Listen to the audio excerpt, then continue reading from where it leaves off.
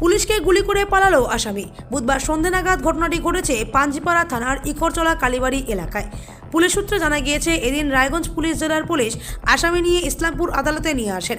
এরপর ইসলামপুর থেকে রায়গঞ্জের উদ্দেশ্যে যাচ্ছিল, সেই সময় ইকরচলা কালীবাড়ি এলাকায় সেই আসামি পুলিশের ওপর চড়াও হয় এবং গুলি চালাতে শুরু করে। এই ঘটনায় দুজন পুলিশকর্মী আহত হয়েছেন। মোট 3 রাউন্ড গুলি লেগেছে। পুলিশকর্মীরা ইসলামপুর মহকুমা হাসপাতালে চিকিৎসাধীন রয়েছে। যে এরকম গুলি লেগেছে, তারপরে আমি সেই শুনেই আমি কি করে আমাদের হচ্ছে পুলিশে থাকে, পুলিশে চাকরি করে। বলছি কি নাম আপনার জায়ম্বুর, কি নাম? দেবেন বৈশ্য। বলছি কি হয়েছিল, মানে কি বিষয়টা কিছু জেনেছেন? কি করে কি হলো না হলো আমি কোনো কিছুই জানি না। যেই মাত্র আমি খবর পেয়ে আমি এখানে এসেছি। কি নাম আপনার? আমার নাম এখন কি বলছে, এখন কোথায় আছে? ইনি এখন ওটিতে আছেন। আচ্ছা, কয়জন কি জানাতে পেরেছেন, কয়জন কি কি? না, আমি কিছু জানি না। কি নাম আপনার?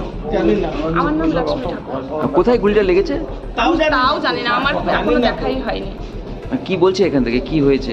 এখানে জাস্ট বললো গুলি লেগেছে, বা ওটিতে ঢুকিয়েছে। আমি এই মাত্র শুধু খবর পেয়ে এখানে আছি। আমার কি নাম আপনার? হ্যাঁ, আপনার নাম কি? আমার নাম লক্ষ্মী ঠাকুর। একটা ইনসিডেন্ট হওয়া আছে, একটা আন্ডার ট্রায়াল প্রিজনার। আমরা বাকি তদন্ত করে দেখছি। স্যার, ফায়ারিংটা কার পিস্তল দিয়ে হয়েছে স্যার? যেটা শুনলাম যে কোনো আন্ডার ট্রায়াল প্রিজনার যাচ্ছিল, ওকে আজকে কাস্টাডি ট্রায়ালে এখানে ছিল, ইসলামপুর আনা হয়েছিল।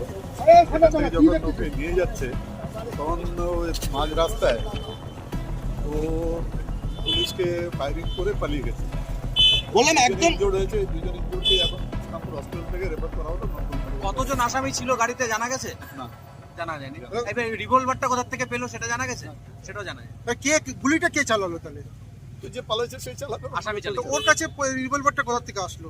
নিশ্চয়ই রিভলভারটা কোথা থেকে আসছে, ওখানে গাড়ির মধ্যে কোনো না কোনো কারণে কোথা থেকে আসছে হয়তো। তো ওকে কি আমি যেটা দেখলাম যে দুজন ইনজুরি হয়েছে, দুজনই আছে পুলিশ কনস্টেবল, দুজন পুলিশ কর্মী, দুজন, একজন দেবেন বৈশ্য আর একজন নীলকান্ত সরকার, দুজন ইনজুর্ড হয়েছে, দুজনকে মেডিকেলে পাঠানো হয়েছে। স্যার, একজন এএসআই ছিল, একজন কনস্টেবল, এবং এটা হচ্ছে একদম ইসলামপুর গোয়ালপুরের সংযোগস্থল ইকরতলা এলাকাতে হয়েছে। প্রকাশ্য দিকবালকে কি বলবেন আপনারা? ঘটনাটা তদন্ত করলেই সব জানা যাবে গোটা ব্যাপারটা। আমি তো অন ওয়ে রিটার্ন আসছিলাম কানকি থেকে, তখন শুনলাম, শুনে যেটা যতটুকু জানলাম সেটুকু আপনাদেরকে পাস আবার করলাম। ঠিক, থ্যাংক ইউ স্যার।